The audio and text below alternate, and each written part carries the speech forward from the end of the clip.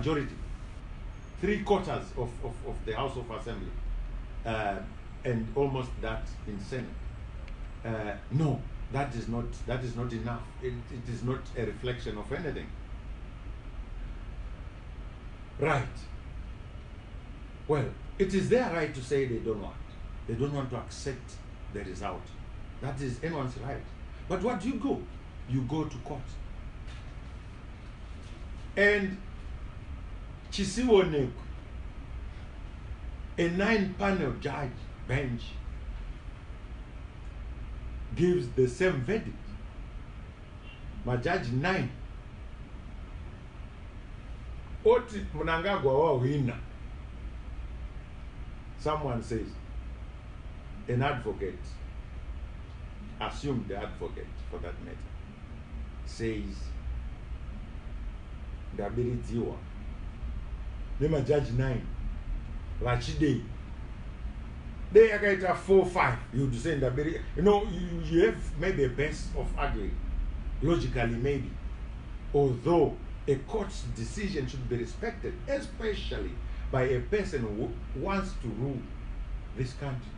You cannot take over leadership by disobeying court decisions and hope to be obeyed yourself. What is your basis? What is your ground? What is your moral ground? If you are not accepting the rules that should install you, because it is the same Supreme Court that should swear a president in, but it's the same Supreme Court that someone says it has got a wrong verdict because it has not declared me a winner. Okay, people are not forced to agree to verdicts, but they've got to abide by decisions of the court. That is what the rule of law says. And here you have an advocate who says, yes, I'm an advocate, but I'm blind in as far as the law is concerned, its application and so forth. The highest court of the land has given a determination, but no, I don't want. Sekando jecha racho. Naro ziadze ukatenga mbwa yakura ukaipiwa kuti indanayo haifambi inobhirika nemakumbo 4 kuti apa iri kudzipwa ichitoita chinane wechi asi inofa ichiramba saka haina njere nemhaka yekuti inoramba ichiita zvinhu zvainoona kuti handiri kungokweviwa asi handidi. So you have that scenario in people who want to rule this country. The second worry that we have as veterans of the liberation struggle is the third is that now you have a person who lost an election going out and say, I want negotiations, but this should be based on the legitimacy of the winner. How do you define legitimacy? How do you get to a point of legitimacy when 400,000 votes are not enough to give legitimacy to a person? Okay, 400,000 you don't want, it's fine, that's your choice. You have the Supreme Court sitting as a constitutional court saying you have lost, and you say no, I don't want that, but you still want legitimacy. Are you just using words, or you want the meaning? Because the meaning is of legitimacy should come from some basis. And in the political setup, when a political decision, which is a vote, is not accepted, then we must go to the constitutional verdict. If it says so and so has won, that's it. That becomes legitimate. So when Chamisa says, no, I'll only get to talks after having dealt with legitimacy issues. What legitimacy? What is his legitimacy of even being the leader of MDC? Can you give us one? Who voted for him? He breaks his own constitution, and now he wants to break the national constitution. Unlike the Lancaster House constitution, where a few political representatives went to negotiate, this current constitution that we have was a result of involvement of every Zimbabwean. And this is the basis of how we run elections. But someone says legitimacy. I think mukomana uyane munhu anongompa mavara echiro haatombozivi kuti rinofanira kushandiswa sei vara iroro, and it's just a shame. Hautombozivi kuti saka tinoendiwa nesu kupi nemunhu akadai kana akanzi pane zvaiti.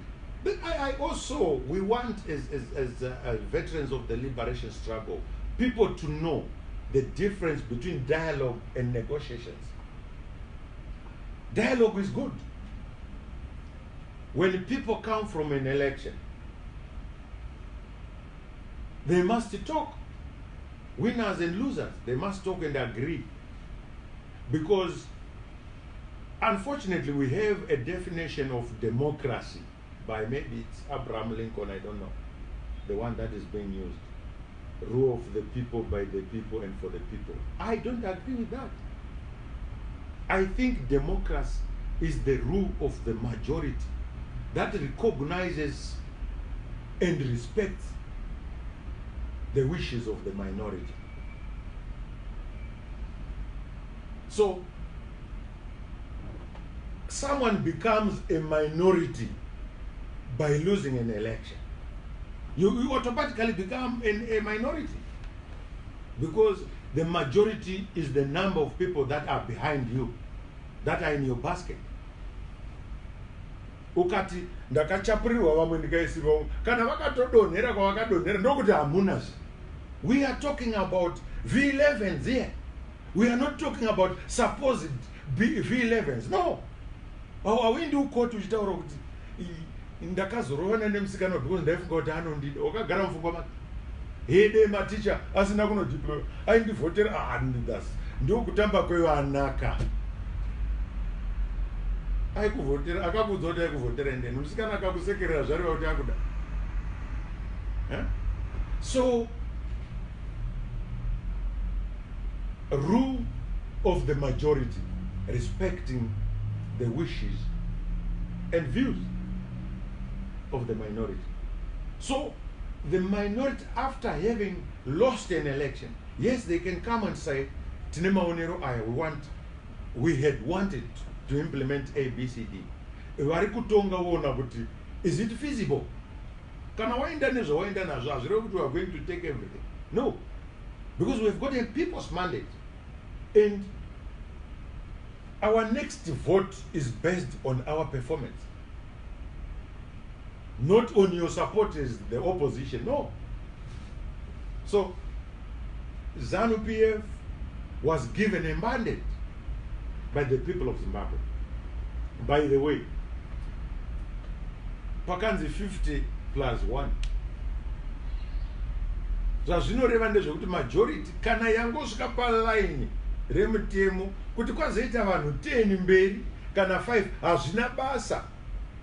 Kana mukapinda muresi muchimanya iwe ukarova 440 isu yataiti 440 yekumanya kuziya vamwe ukanodarika line ne30 meters hazviro kuti wawina ka30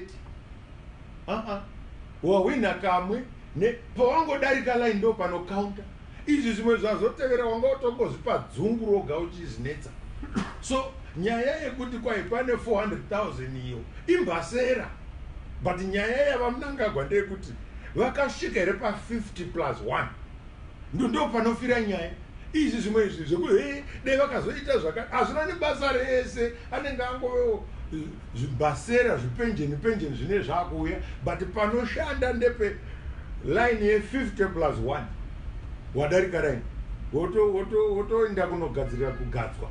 So this is what happened, and our view, that is what democracy entails, and so negotiations are a different scenario altogether.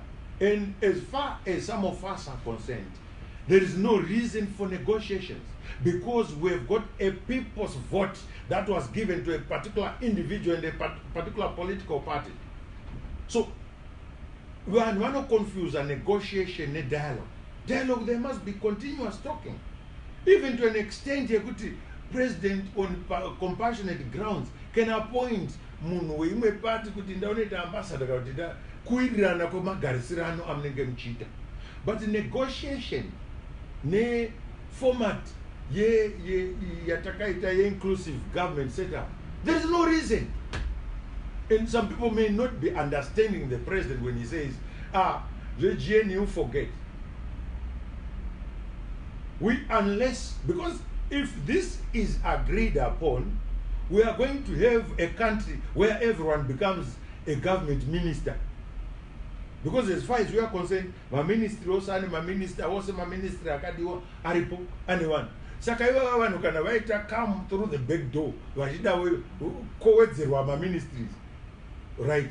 So what is the reason of going to an election? When people know that even after losing, they'll still get to State House, they'll still get to Parliament, they'll still get to Cabinet. Well, what is the reason of voting? Then we are destroying democracy. We are destroying the principle of election. So that is not necessary. Can I tie down my elections? Muswatet 1 July. Ukaliwa Muswatet 1 July. Chigaravana 1 July. Vamwe 4. Wechi 5 was amakudzoka. Kana wadzoka ukaliwa futi. Unogara futi vamwe. Zvinda zvakadero. Haikona kuti asaka hazvitoiti kusvika iyo itemi iyo munotoshupika. And I want the people of Zimbabwe to know that it's their time that is being wasted. We as ZANU-PF have never said Musaveni my ideas. If they've got constructive ideas as MDC, let them bring them. Every time you want to criticize and without offering alternatives. And one who vachiuchirira munhu anotaura anongotsoropodza. Yes, zvinotakaura musocial media. Tichitobva panapa ndozva kuti foni yazara nekutukwa. Saka munoigadzira nyika nekutuka ende unotuka mai vangu ndovadii. Mai vangu ndovari kutaura president. Oro vako mai vangafare kuti urungotuka mai vevamona. Hey, murima spend. What is that? Useless. Let them bring constructive, progressive ideas. Kuti all right, tiri kuda kuti nyika yedu ifambe yakadai. Haikona kuti dei tiri isu. Maitei chamusingatauri. Titaurire tione zvinoita zvacho. And then we can take what is reasonable on board. Zimbabwe ndeyedu tose. But haiti yedu tose pakuti kana usina kutovhotegwa woita marights emunhu avhotegwa. Kungobva zvako kwauri kubva Joni uko wosvika uchienda kuState House kuti zvambonyanya kudii nhai mi vana vaduku. Kuti zvanyanya kudii. Mirira ka. This guy had fared quite well. 2 million achitanga. Kuka build on that. Zvino ivo vanhu vanoramba vachikusapota uchingorova tome speed yamutsiwa yakadai kwaindiwa kunonosvikwa vamwe vanoturikira vafa vafenda zvaita sei kwauzvioni kuti zviri kurevei. Mamisa zvistage zvadonha iwe newe umburu wakambozvioni kuti mwana muduku. Right.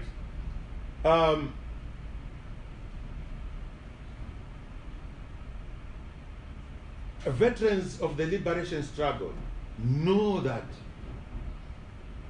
we were and are supposed to get to an economic revolution or an economic struggle which involves the empowerment of our people. And this is exactly where we are.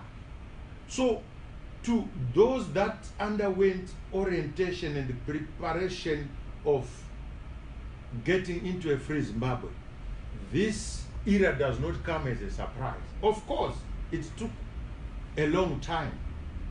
Maybe because we delayed in changing the vision of leaders, renewal of leadership, by having Mugabe being there for much too long. And because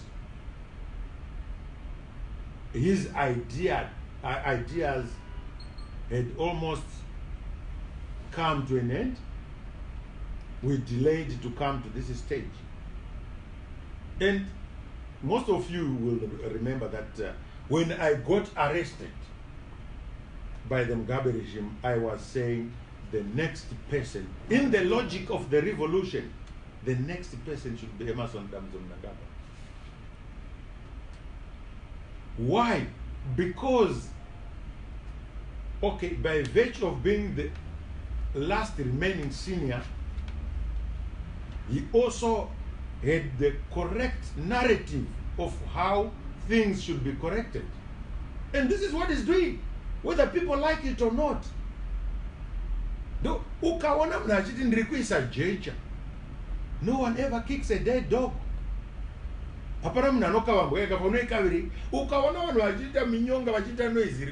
They know that it is working. And unfortunately, maybe he's not getting enough support from maybe some of us. But he's doing his best and towing the correct narrative of the revolution. And this is going to see the empowerment of our people. This is why people are fighting him. What kind of demonstration? Yeah, $3 per liter. But there's no one. But I can now see sense in this. I can now see reason in this. Because and unfortunately, some of us even among you might not be knowing or might not be seeing the fruit. Asi isumanje taiti isisu zimbwanana azvisunuri musumu ichete kana zvazvako. But nhamo ine chimbwanana chinoti chisati chakuda kuona chofamba chichinda kusina mutsindo wezvinoona. Saka vasingaoni ngavatevere isitinoona. But ndozva ndichatukirwa zvekuti unoone ndoona zviri kuita zvamuchaona kagoza musati makuona. When I started fighting Mugabe, the same people but you are hero, because we are made to see things differently and at different times. And the correct measures are the measures that are being taken by Emmerson Mnangagwa. But as for the correct support, that we can talk later. I also have reservations in some cases, but that is not my duty to say who do I think is not doing well. But obviously, I have what I think should be happening, considering how we have suffered under Mugabe and the vision of the president, how it should be supported. That is different. But as for the president's vision and what he's doing, this is the correct prescription. It must be supported, at least by those who want to support. And those who do not want, they are not forced, but they mustn't make a lot of negative noises without offering better ideas. As Betsy could have said, you can have one, Saka or trigger with Lambos that those who day can I in your definition. So, to Zimbabwe, from the perspective of the veterans of the liberation struggle, the horizon is bright. And the economic stabilization program should be supported by all. Because those who criticize it do not want to talk about the time frame. They do not want to talk about the achievement so far. But obviously, people can see that there are a lot of things happening in the positive. So it is a program that should be supported. Right. Come to the monetary policy by the governor of the Reserve Bank, of course, supported by the Minister of Finance. First, people would want to give an impression that there is no good relationship between the governor and the minister. And why are they saying that? It is because they don't want the expected coordination. Right, for example, someone who was a minister of finance at some time goes to ask the governor of the Reserve Bank the mistakes if there were mistakes that he did, and he says, why are you doing them? Kwanzi gakanje rakatarisa chimwana chichiuya so rikati mufana anopenga zvikanzi sei baba unofamba nedivi zvikanzi kwa mimbo fambai rakufambawo nedivi. So gakanje rinoda kurovera mwana kufamba neside iro riri kutedzerwa nemwana kufamba neside. You don't. Some of these people are lawyers. They've got what they call a case law. Kana one chawakamboita chikaburitsa zvinhu ndo yatove formula kando yayo procedure. Saka makanganziro wakaita zvikafamba ndo makanganziro ari kuitwa kuti zvifambike. Kuti zviri right kuti zviri wrong zvoda imwe fora. But as for kufamba nekusafamba, answer have provided. So people want to continuously criticize whatever government does. And unfortunately, the media vanoda kunoburitsa zvinhu zviri negative about Zimbabwe. Tara dzagadzirwa meme nemakomba. Remember, one of the statements yandakasungirwa ndeyekuti Zimbabwe isina mapotholes yaane mapools munzira. Ndakasungirwa, but mapools nemapotholes akapera, and no one is highlighting that.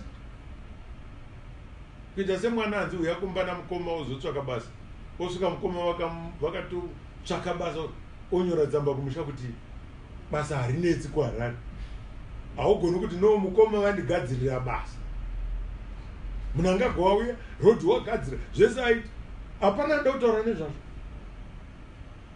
Kugadzira rodhi muri kuzviona, no one wants, hapana anogona kuita a minute of that. Zvatakati tisingazivi, madhamu akazara makeji efishi ari kungonotorwa, macommunities ari kudya. Iye zvino as we speak, government iri kupa chikafu mumataundi. Ndimuna angagwa, hazvina anoda kutaura. Kwanzi unogara anofanira kutipa, ndianapipa akadero. Sei mai musingazvipiwi kudhara. You don't want to think munhu ari kuita zvinhu chakanaka because you think maybe you are in opposition. Zvino tikaita opposition dzakadero tinouraya nyika. Finally, we want also to talk about the old men, the Mugabe mythology. You may want to forgive the old man, but I don't think he deserves forgiveness, because surely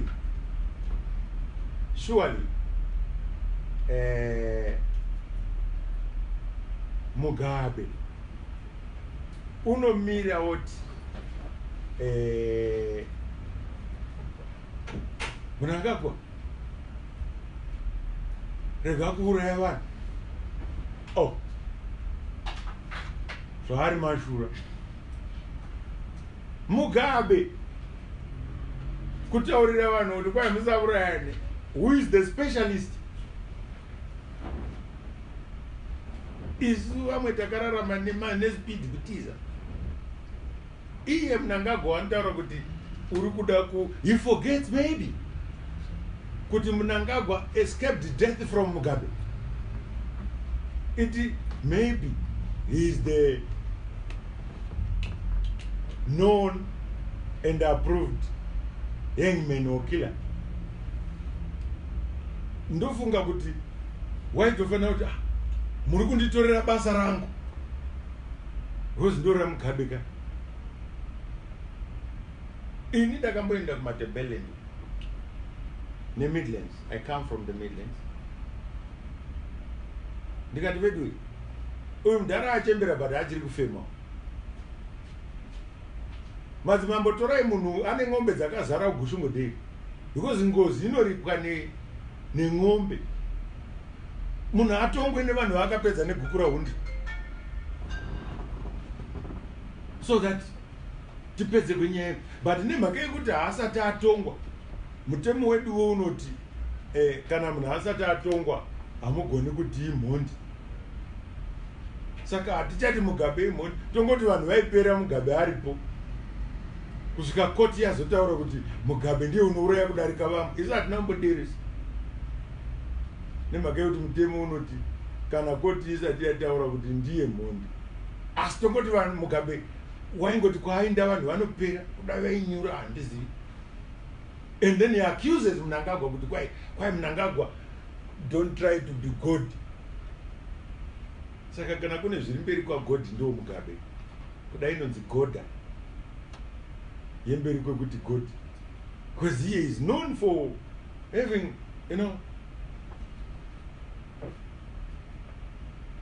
Tate Haurai. But many people have disappeared during his era, including very so recent. Vakugona vunzwa zvino. Naitotaza a post pa social media ichitaura about someone who died quite recently.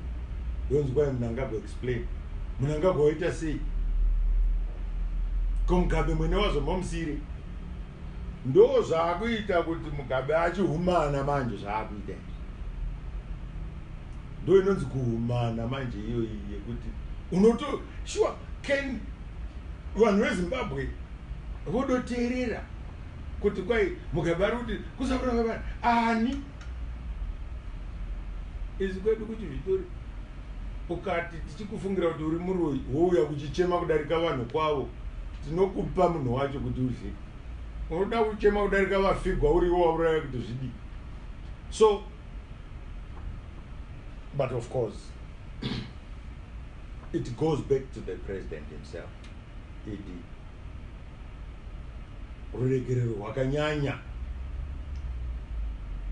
Many people expected not him to harass Mugabe, but at least some measure yekuisa Mugabe in order was supposed to be done. Because Mugabe not only killed people, but also destroyed this economy. These problems that we have are a result of Mugabe's rule. Even the sanctions. Wainakigwa nekungofamba, wainda wanotukana nevava, kuita mbiri yezvituko. Iya inoitwa pamusha yekuti nyaya inotombonzi ngaimire kuti wedu unopenga hasati auya. Africa yakakaita kuti mudhara wedu wekupenga mumirirei auye ouchirigwa mavoko kuti imbopenga mudhara. But doing nothing for Zimbabwe. In 37 years, this economy has suffered. And here's no more problems. Ruvengo nezvo zvatakuita Zimbabweans. It is out here misrule ya Mugabe. And now he wants to pretend to be a messiah. No, we cannot have that. We cannot have that. Toda kuti mudhara agare muorder. Azive zvaanoita. Ndosaka tichizosvika pakuti muri kumupa manyawi nekungoita mazita pose as though he was doing good things. He destroyed this country. And he must know that, whether people are going to say yes or no, but he knows how much destruction he has done. And he cannot surely stand up today and say, and begin to blame Mnangagwa. Mnangagwa arikuedza kugadzira zvawakasiya wawondonga. Woti kwanzi. He left this country without anything. And if one can imagine it, they akanga aripo zvaida kuvepo zvamuchose. His own wife was saying, achatonga ari mubhara. Makamboona vanhu vari mubhara vachitonga. Munhu ari mubhara anogara kwaagere kubhara kumba kwete kunotonga kunogara vanhu vapenyu.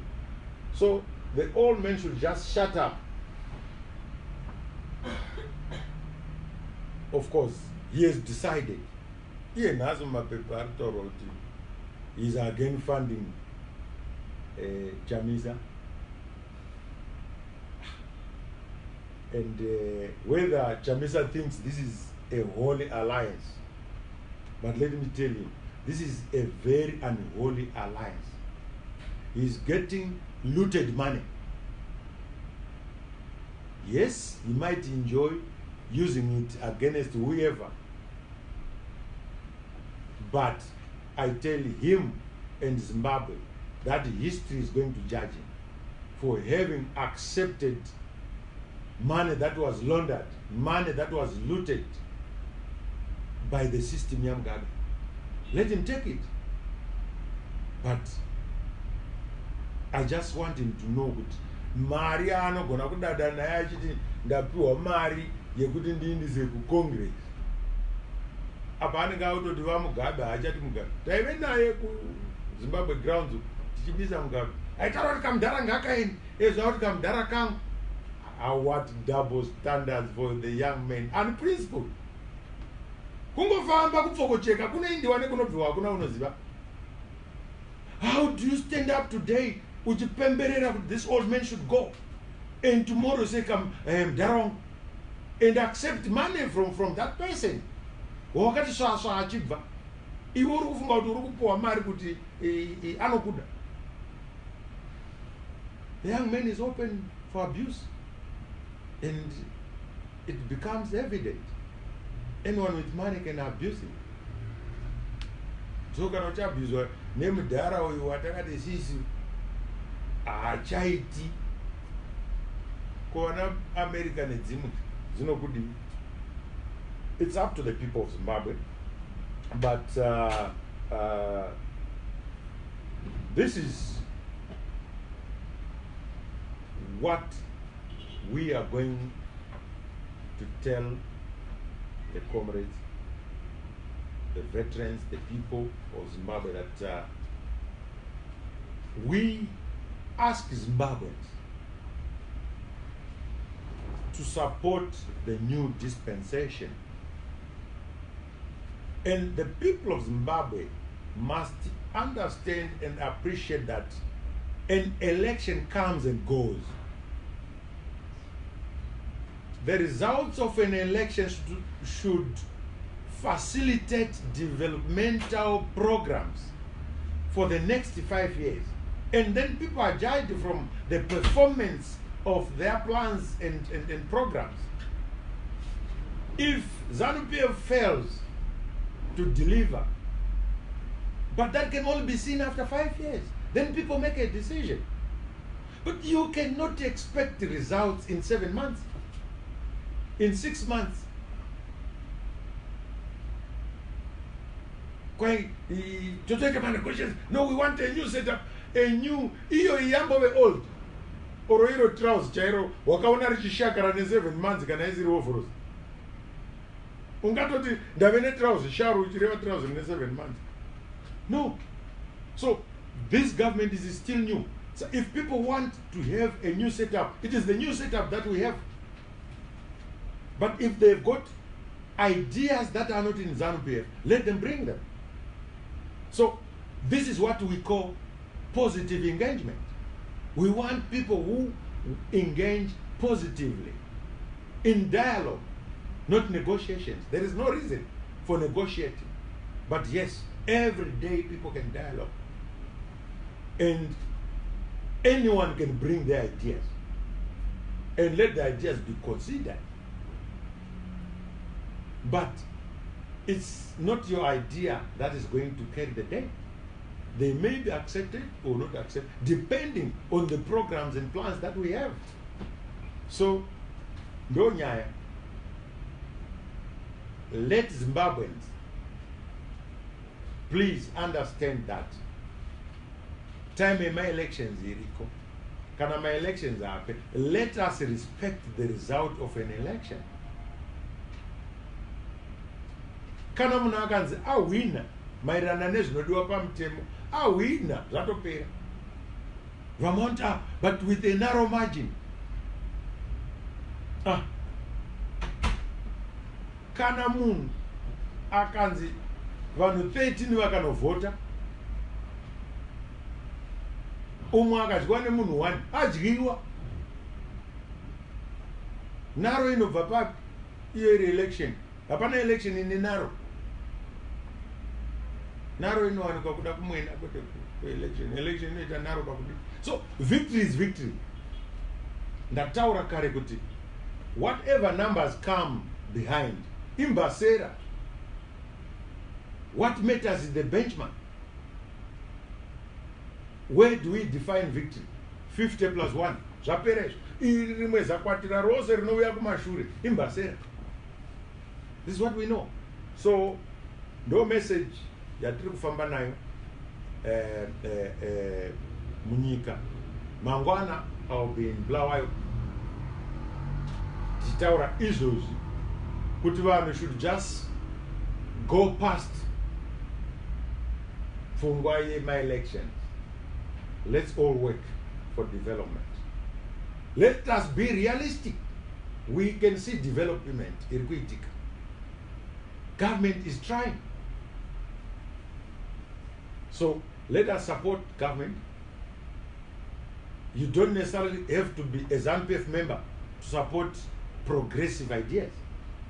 And we don't ask people to support what is not progressive. But they must offer alternatives. Kana zvarega kuita zvirizvo zviripo chitipaka zvinoita handina saka tomirira zvisati zvazikama. No.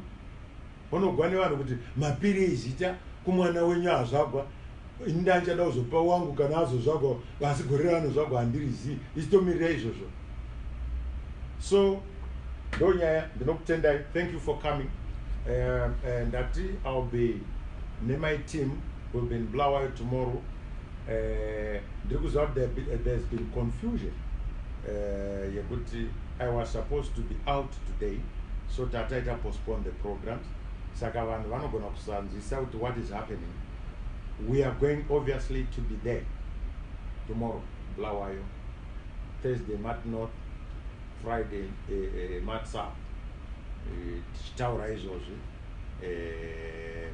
And I hope you media people are going to cover us. Muchingoisa message kuti tinoda kutenda vamunanga vaunza runyararo muZimbabwe. Panoitwa ma-investigations kuti kwakafa vanhu 4-5 but dzimwe nyika kuri kufa ma-hundreds achingonzi there are deaths, normal deaths vanhu vavoshutiwa vaitiwa sei. But in Zimbabwe it is taboo kufa kwemunhu. Ndosaka muchiona vanhu 5 vakafa panoiswa commission kureva kuti hatidi vanhu vanofa.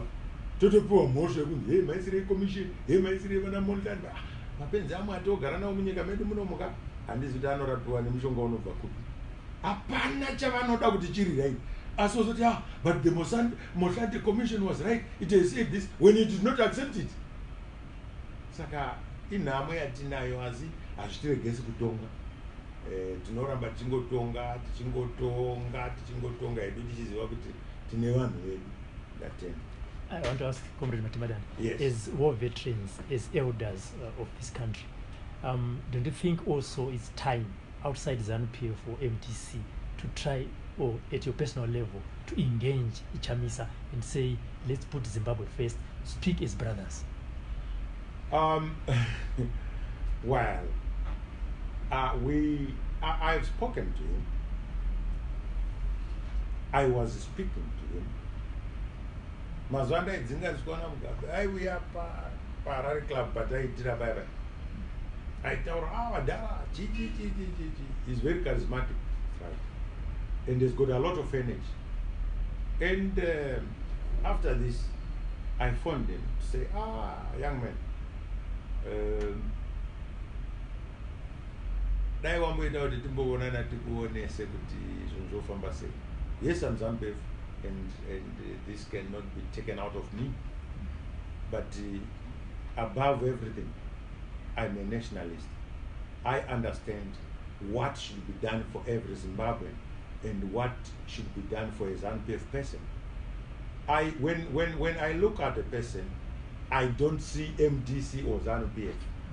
I see a person who is worth respect and whatever is supposed to be given to a person. And so, based on that, I phoned to say, no, I think we should talk. I also advised him, mbira kunyanya kutaurisa. It doesn't help him. Vanokutevera vanhu vachikuuchira uchingowawata uchinda. Mangwana kana ukanzi uya tite reconciliation of what you will have said. Unaona kuti hazviwira. For example, I'm on record as saying it's now time for negotiations. Akandipindura in the blast achitaura kuti Hon Matemadanda havazivi, what do we talk chichichi? Yes, now I'm being left out of dialogue. Now, what exactly is the formula here? Where is he going? So at times you want to think wakanyara. So your question was, don't you think it's time to engage the young man? Yeah. It is time. It always has been, and I have been talking to him. I talk to many MDC people, and I give them my thinking, and them also giving me what they think. Unfortunately, some want to behave differently. For example, when they get into parliament, they want to become clowns and so forth and so on. And I'm deeply disappointed, because when we meet outside, they talk reasonably, but when you're in parliament, they tend to change behavior, and you wonder, is someone influencing their behavior in parliament? So, but the question may be for positively engaging Chamisa is based upon him first recognizing the legitimacy of the president. There's no basis of talking to him if he does not recognize our president. He's not our president as ZANU-PF, he's our president as Zimbabwe. Because he's a product of a constitutional, very peaceful, orderly election. The violence that people would want to talk about was done much later than the election dates. But of course, before the announcement of the result, dear president. But otherwise, the voting process and everything had been done peacefully.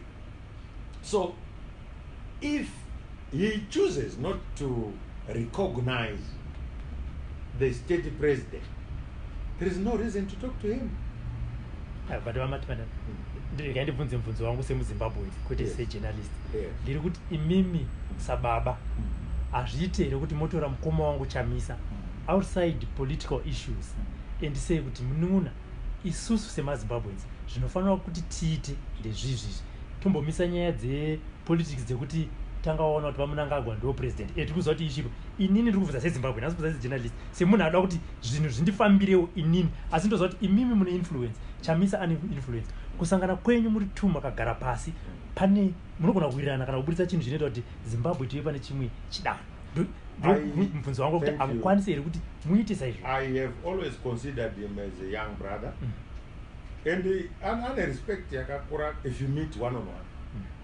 Zvinozongouya kana ave pastage kana mukasangana, is a very good boy and we talk like I've said. You remember one time he went to Gogwe and pandinodzoka kuno Hon Matemadanda vanenge opposition ipapo ndakanda tobva kutaura naye chiti ashakwari uenda kugogwe unoziva wandikampenera avo kuda kuti of course I knew he could not do that for me, but ndiri kungoreva kuti those were talking terms. But he's very good at turning things upside down. Unfortunately, even with MTC, vachazviona much later. But your question was, azviiti here kutorana as brothers? We are very, very prepared. Kuti titaure naye no. Like I've said, iye pachake as a person, anga aratidza machances akawanda not to rule, because the ultimate goal is not to become president, but to have meaningful contribution to development yeZimbabwe. Ukatarisa nhamba yanga yamuvhotera zvava zvichireva kuti is useful, like you are saying, because chinoita kuti munhu ave nevoice in politics is people behind, and that cannot be taken away from him. So he had shown quite good starting. Saka zvinoda kuti paite vanhu vanomuvaka. Isuwo kana tikawana mukana naye tomutarisa from a nationalistic perspective. No, young man, zvinhu hazvidai. Because hatimbotaura kuti mashura aitika oita take power through the back door. Iye kuti hauna kuvhoterwa. By the way, pakavhota vanhu 10 million. Ukadliwa ne 100 wadliwa. Unonzi hauna kuvhoterwa. But unogona kuve misled nekuti but 5 million vandivhotera. Kaka 5 million vakuvhotera asi pazoita 100 more. But 5 million ivava vanoita kuti iwe zvaunotaura zviteerere nemhaka yekuti vanhu vanofunga kuti unenge une zvaunofunga. Ngandimbotaura scenario yaTsvangirai naMugabe. Tsvangirai worked under harsh conditions under Mugabe. Even by election, it was not nice. But because Tsvangirai had a nationalistic approach to things, he accepted to work under Mugabe and contributing positively. And this is the kind of maturity that you want.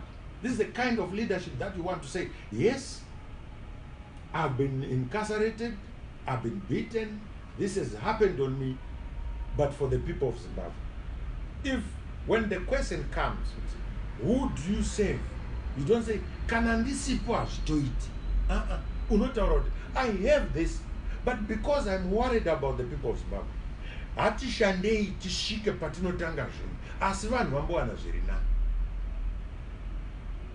Ndo zvatinofunga kuti zviitike. But unfortunately, unozowana vamwe vanenge vachitoita sekuti vakurawo in the MDC. But they don't want to advise the young men. Avadi. Vanomurega achiinda achimanya akadero. It's not that it's bad, but it's not getting proper advice. I know he's going to castigate me. But the young man is too green. A lot of talents, yes, a lot of energy, but misdirected energy. Don't know. Because izvozvi energy yaanayo yekutendera achimanya deyanga achitaura achisupport development tingadai nyika yave pamwe. But energy yake ndeyekuvhomora huni dzaiswa mubako achirasha kure dziniwe nemvura. Kana dzaniwa nemvura mumba muita utsi tikaure. Pakukura kwenyu nemi nevamwe ndokwainzi unhubu. Saka ukangwara uchita zvinhu zviri negative vanhu vanoti uri nhubu kwete kuti uri right. So he's got energy but misdirected. Don't know. And then Mr. Matemadanda, your name has been fingered in a number of allegations that you are financing. You support the upcoming MDC Congress. That ZANU-PF has been is going to finance Chamisa, something like that. What could be a comment? Me as an individual or as an individual supporting nditochaya mari yebhutsu ndono. That's a dream, but I enjoy it when people think I'm financially that big. But izvozvi ndine mwana ari umwe ada kutoendeswa kuclinic kana ndigona kusapota monzora kuti awin election ndichiendesa mwana wangu kuclinic saka handina kukwana. So well, you know, politics, you want to have a direction, you want to have an ideology, you want to have principles. Kana usina unongowawata pavanhu kusvika pakuti Matemadanda anozapota monzo. They forget that the person I fought is my commander from the war. Mugabe. Mugabe led all of us. Chamisa and Monzo right sometime. It is not them who removed him. It is us. Because the Katosiana Pama principles. So how would, if I say my own leader, Arasika, remember, the Katauro Mdara, Okona Tivambatiri 1,999 wagenda wakadai, Iwoka and the Wakadai, Otaro Timi 900 Marasika, in Indo Gandindiri, right? Wakoto Ruara Mdara, one ndiye anorasika pa 1000 ukaona wabuda 999 iwoga waenda whether you are big or small warasika kureva kuti zvinangwa zvedu unenge wapi. Saka ina handina chinangwa 1 chinogona kufambiswa naMonzora kana kuti naChamisa. So why would I support him? Then chida kuwanei as an individual. And I have no direct or indirect benefit from Monzora winning or Chamisa winning. In fact, I myself kuda vamwe vanofunga kuti ndinenge ndifunga kuti kana Monzora akawina he becomes an easy target. Andina wandinomira naye apa akasara ari chunhu mupolitics. Pavari vakomana vese vari to they are nothing as far as I'm concerned. Nothing. Ivo vanoziva kuti Matemadanda akavhura machinery yake handina wandomira naye sara ari mupenyu. Vanoziva chiva chavanoziva chii zvematowe. Handina wandinozeza pane vaya. President vangu vanotobata bhachi kuti batai dzenyu yangu inoruma. Handina time yekukana nditambisa nevafana vaive. Hamino matumbitumbi anofunga achiti tine munhu mberi. Handizivi. I can undress those nenzira yaunoda nemafacts kwete zvavo zvekupopota hey rubenzi hey mai vako chichi. No, I don't do that. Tichisekerana tichitaura tagara ndinomukurura vhesi ndokanda uko ndokurura zvose ndokanda apo ndosiya yave mbeu ichinda kumbo. Havana chavanozivi. Because pane nyaya yekuti unonosvika woita noise pane vanhu vanongoda noise wotopedzera wokujoina then you think you know. No, asizvo zvese. Hakuna. What agenda has he got for Zimbabwe? Because it's not becoming president that is important. No, it is what you want to give to the people of Zimbabwe. Tiudze usati wapinda garapo utiudze kuti chaunofunga kuti unogona as Chamisa as Monzora chi haikona kuti a scientific and intelligence government ichi secretary what isu takatotraina zvacho kwete zvato intelligence unodziwana kupi pauniversity. Or you want to confirm kuti muri kunotrainiwa kuri kunzi muri kunotraina vanhu. So you have a bunch of young people who are excited for nothing and they think they've got the capacity. No, they don't. In fact, inyaya yekungoti vanenge vasati vambochallengewa zvakanaka votoona sekuti vane zvavanogona. Hapana zviripo pa. Handina inini as Matemadanda handishaisi hope nekuti kuna Chamisa. Handishaisi hope nekuti kwai kuna Monzora. Wokuti chaanondikurira ndekunge taenda mukoti ndi lawyer. Asi kupolitics they are kids, young people. They are in the kindergarten. They know nothing. So I'm not worried about any of them. I'm not worried. And ZANU-PF is a mass party. It takes everyone who comes. But in terms of quality and material, you cannot compare ZANU-PF to Zunzogeta name this. Unochi, yes, you have a bunch of my bouncers. Election. Hey, you are championing democracy. Isai nyembe yacho patebo morega uyokambe na zvakanaka mosvika vanhu vodecide. Haikona kuti iye zvino vamwe vari kutenderera president vedu havachallenjiwe vakuru vari mupati. Saka you come to a point yekuti if uyu Monzora akawina, some people's jobs are on the line because they are campaigning against him, and rightfully so. He must do that if he gets to power. But that won't benefit ZANU-PF in any way. Because of immaturity, you have people voting for someone at the wrong time. No. So, first, young man, I don't have money to say enough money. Kana yekutomutengera drink handina. let alone yekunzi kwanzi ndinoda ningi ndinoda kumuti ahwine. Ini ukaona ndichipinza nyuchi ruoko munyuchi mune uchi handirumisi ruoko rwangu nechunhu nebako risina chunhu. I don't do that, but I can challenge them panyaya yekuti maturity in politics.